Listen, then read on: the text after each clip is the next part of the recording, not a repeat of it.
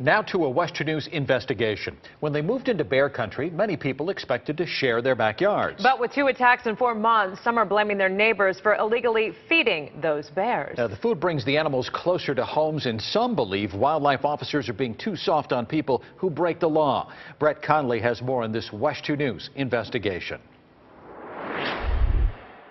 Teeth marks going through my scalp.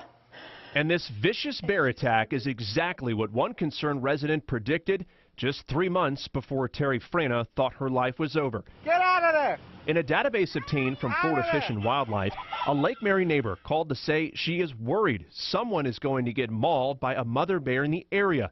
It's just one of more than 700 complaints Seminole County residents filed with wildlife officials about bears since January of 2012.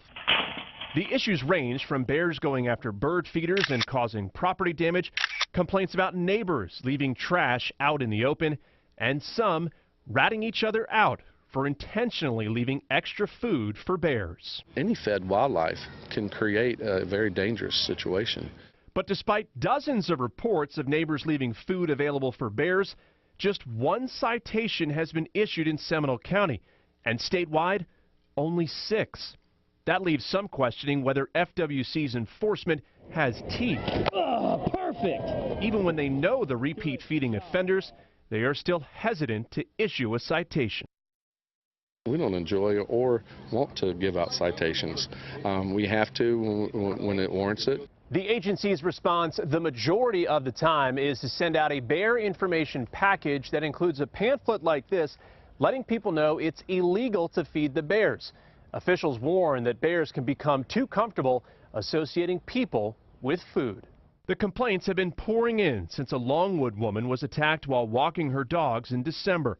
One resident asked if stand your ground rule would work, shooting a bear if he feels threatened. Another frightened resident was much more direct. He's threatening to carry a gun, and if the bear even walks toward him, he'll shoot it.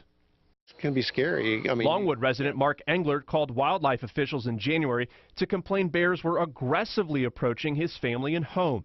He says they advised him to build this bear deterrent called an unwelcome mat. I drive out of the garage, but my son doesn't, and he could walk out to his truck and there could be one out there, so it is scary.